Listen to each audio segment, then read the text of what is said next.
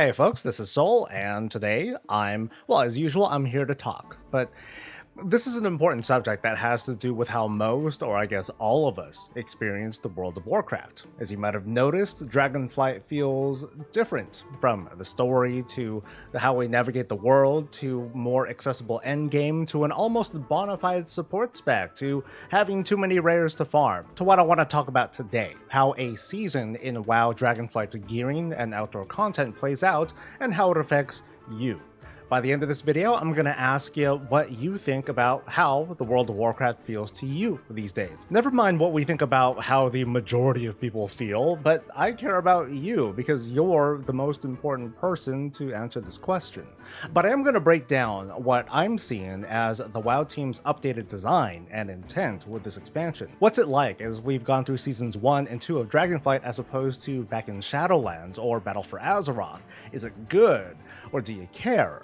But before we begin, let's give thanks to the sponsor of today's video and talk about Call of Dragons, available on both mobile and PC. Now, I don't make it a big secret that I dip into other mobile and free-to-play games, emphasize free, but Call of Dragons scratches that itch. It's the kind of RTS game where you build a base, you deploy units on the field to take out patrols, you look for treasures, and you farm your face off. Believe it or not, it's got some serious story, and I was surprised on how good it looks on PC. Now, I'm the type who loves to just exist playing solo, even in these kinds of games, but yeah, the real meat of this game comes from big crazy battles and fighting alongside your alliance. In fact, I made my own alliance and I called it, here it comes, Chilliance. Call of Dragons is very team-oriented too. You can take on super tough world boss kinds of monsters, take down enemy bases, and most importantly, GVG inter-alliance warfare that at the high end gets super brutal and exciting. You got magic and monsters and a world of mastery. It would be great if you were to download Call of Dragons from the link in the description and just give it a shot. Maybe join the Chilliance. Downloading does help this channel, but don't do it for me, do it for you. Shadowlands in many ways was a mess of an expansion, and it's also a great example of where we were and where we're at now. For those of you who remember Season 2, that included the Sanctum of Domination raid and Korthia. Later in the season's mid-patch, the ripcord was pulled, freely unleashing Covenant switching.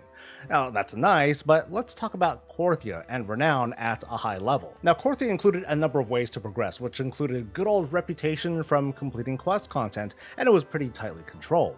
Folks rep farm for their own reasons, but I want to point out the one piece of Raid Finder level gear, which at the time included a domination socket for additional player power, woo woo. The grindier side of Korthia, though, came from the Archivist Codex. It was pretty much another kind of reputation with a pretty rough grind, and throughout Season 2 of Shadowlands there were numerous fixes to make the grind a little bit faster and a little bit more alt-friendly. A lot of top players went after this for the Deathbound Shard, to upgrade their soulbind conduits for the big damage, while those who didn't run the big 3 content, as in Raids, PvP, and Mythic Plus, they sought out this, the First Alloys item. That unleashed the potential of one of the big selling points of Korthia and that season, which is upgradable gear. All you had to do was find gear in the zone and upgrade your favorite pieces to the equivalent of normal raid gear. That's a very important bit. It's not bad, but when we take a step back, let's consider what was in store for these outdoor players. Now, Season 2 began in early July that year, and it let players fight and farm and collect stuff. Woohoo! What was being held back though were these upgrades. Folks had to farm a currency needed to upgrade these items, but that wasn't so big of an issue, not so much as the First Alloys item, which let them upgrade their gear to the highest item level, but that was tied directly to Renown levels, and that was on a very strict time-gated schedule. That meant in order for these players to get just normal raid item level gear, they had to wait until they hit Renown level 75, which wouldn't happen until October. Normal raid item level, inaccessible until 3 months after the season began. And here's what's more. You know what happened afterwards? Nothing. No power increases, nothing to help these folks along except for, I guess, the Covenant switching to keep them busy for the next 5 months when Season 3 of Shadowlands rolled along, and that quickly replaced their gear. Now, at least with Season 3 of Shadowlands, the outdoor gearing was faster. It was no longer tied to Renown, it was just zone content.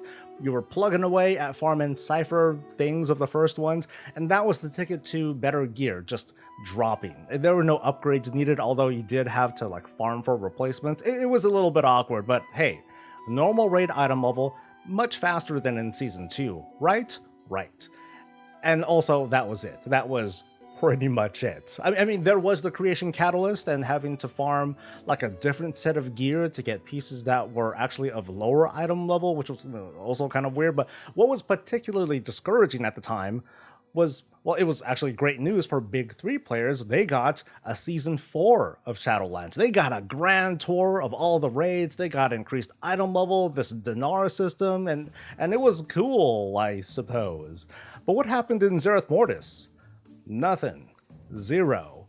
Okay, you had like maybe better upgrades for weapons, but like that's about it. Like those folks, they just sat around in their mix of like Season 3 normal and vendor bought tier pieces. The crafters didn't even get a lot of love either.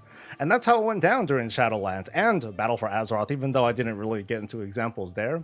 There's a kind of progression that's laid down for Big 3 players that we're used to. It's the usual thing with, multiple difficulties that you progress through, you got key levels to climb, yada yada, while the rest were given this one opportunity at the start, and they were expected to just be good with that for the next, 5, 6, 8 months or so.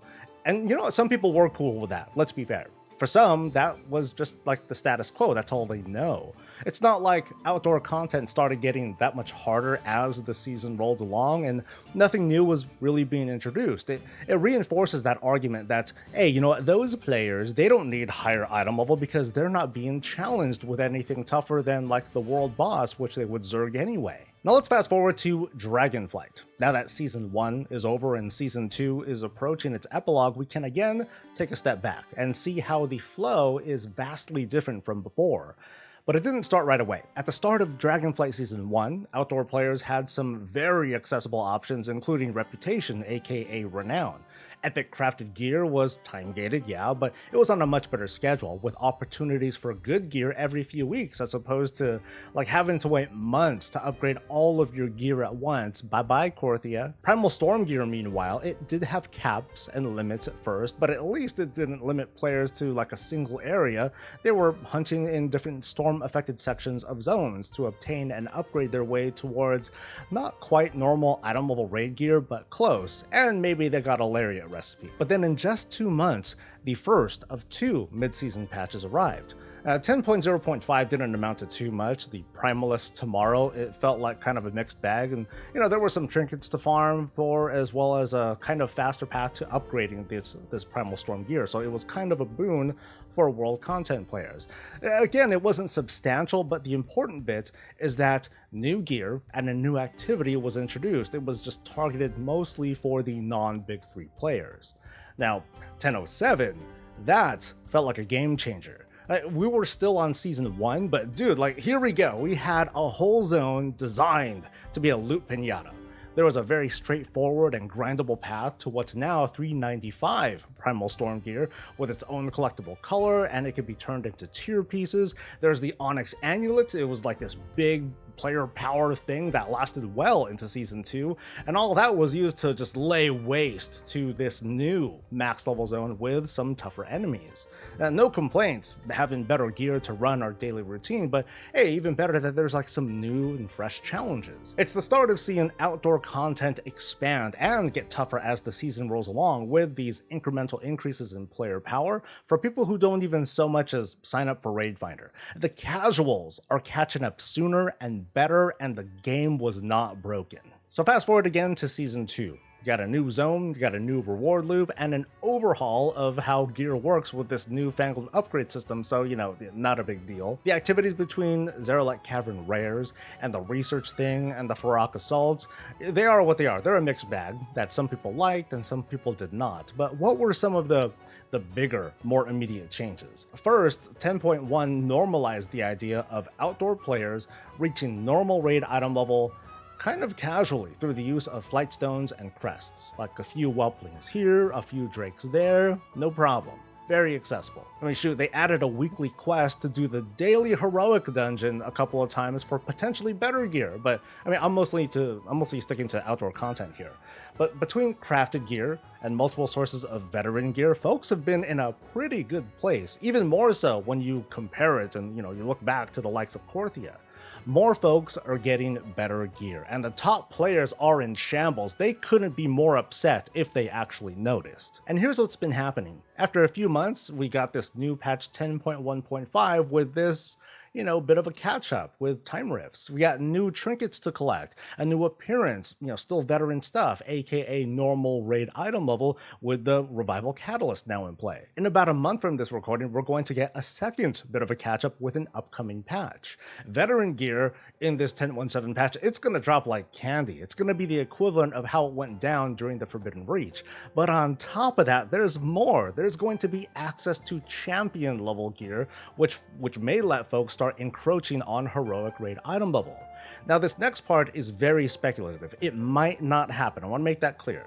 But if it does, it could be super exciting. There's a new vendor on the PTR that sells worm crests, which are used to upgrade champion gear to item level 437. At the moment, these things can only be bought in very limited quantity through the Great Vault, but I'm very confident that everyone will be able to get access to these worm crests through zone content in a future build or, when the patch goes live, because it would be really messed up to let people easily collect champion level gear, but on the other hand have very limited ways to upgrade that champion gear to its full potential between the time when the patch goes live and the start of Season 3 of Dragonflight, which I'm gonna guess is like 2 months or so. Normal raid item level is one thing, and we're used to that, but will access to heroic item level gear, will that break the game? It's hard to tell, but that's why I want to put a spotlight on what the WoW team is doing through this and potentially future seasons. Because in the past, we've had these weird time gates, and frankly, there's been a lot of neglect for the outdoor player. Now, maybe it's because the WoW team felt the same as others. Maybe they believed that those players don't need greater power to take on challenges that stay the same over the season. But with Dragonflight, that entire paradigm changed. Now, new challenges are rising that warrant greater power that these players would be getting anyway at the start of the next season. We're just starting to see this naturally grow as the weeks and months go by. I'm looking at this and I'm seeing attention being given to the player who sticks around for the whole season to enjoy the farming at the start, and then all these new things that are introduced as we progress through the season. Before, players were like, okay, I'm gonna get this far in the new content, I'll complete the quest, campaign thing, and then, all right, bye guys, I'll be back for the new season and the catch up because, well, I've already exhausted everything. And that's a totally understandable thing for a player to do. Today, Dragonflight's overall approach is kind of simple. There's just more things to do, and you might not like the feeling of never-ending farming because the WoW team just keeps laying down one thing after another. Don't get me wrong. Additions like these could have just been thrown into the major patch and then be carefully managed through time gating, so at the very least we would know well in advance of what's coming. But I've observed a few things too, like knowing what's coming isn't always a great thing all the time.